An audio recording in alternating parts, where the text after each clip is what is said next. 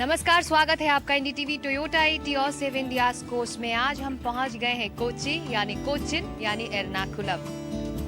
ये केरल का port city भी है और राज्य की आर्थिक राजधानी के तौर पर भी जाना जाता है। यहाँ का जो स्पाइस ट्रेड है वो दुनिया भर में मशहूर है। पश्चिमी देश इसे एक स्पाइस ट्रेड और इसके स्पाइस मार्केट के लिए जानते और पहचानते हैं। और यहाँ की काली मिर्च तो वर्ल्ड फेमस है, जिसे काला सोना भी कहा जाता है।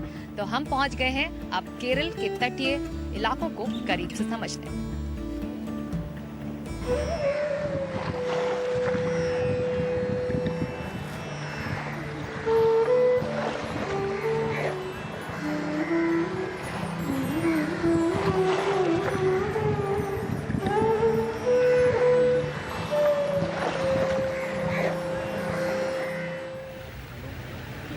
देशी विदेशी सैलानी इस तटीय राज्य की तरफ खिंचे चले आते हैं, खास तौर के लिए कोचिन के लिए, क्योंकि एक ऐतिहासिक शहर है। यहाँ का synagogue, Dutch palace, spice market, इसके चाइनीज फिशिंग नेट्स हर कोई जानता और पहचानता है। लेकिन अगर हम बात करें तटों की जो टूरिज्म को अपनी ओर खींचते हैं, क्या टूरिज्म और पर्यावरण साथ साथ चल सकते हैं, यही समझने और समझाने के लिए इस वक्त हमारे साथ हैं जोस डोमिनिक, जो सीईओ हैं सीजीएस अर्थ एक्सपीरियंस होटल के। बहुत शुक्रिया जोस हमारे लिए वक्त निकालने का। आप एक ऐसा होटल चलाते हैं जो अपने इको टूरिज्म और इको फ्रेंडली होने के लिए जाना जाता है। आपको लगता है दोनों साथ साथ चल सकते हैं क्या, एनवायरमेंट और टूरिज्म?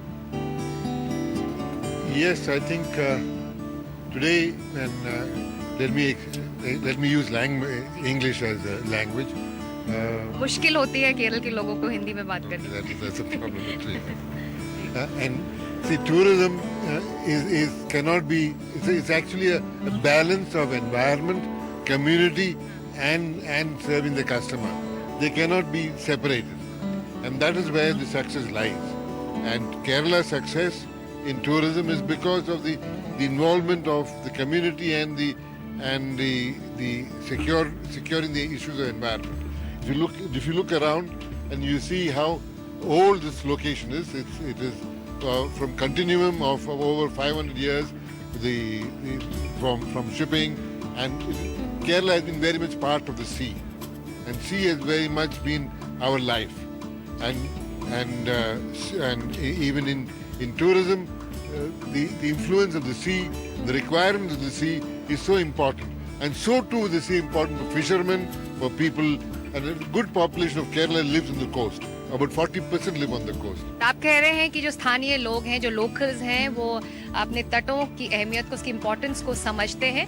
लेकिन हम जब गोवा में थे जो, तब हमने देखा कि अगर टूरिज्म है तो वहाँ पर पोल्यूशन भी खींचा चला आता है। और गोवा के अलावा जो अब केरल के बैक वाटर्स हैं, वो भी अब इस तरह के प्रदूषण से, इस तरह के पोल्यूशन से जूझ रहे हैं, वो स्ट्रगल कर रहे हैं। Yes, one of our biggest issues is pollution.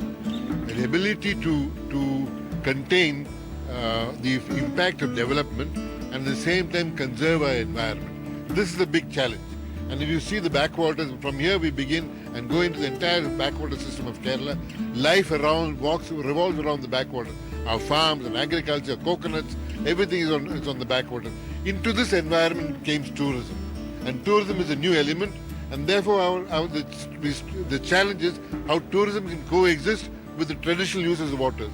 So we have to be a little careful that the old punting boats and the old canoes can coexist with modern tourism boats too.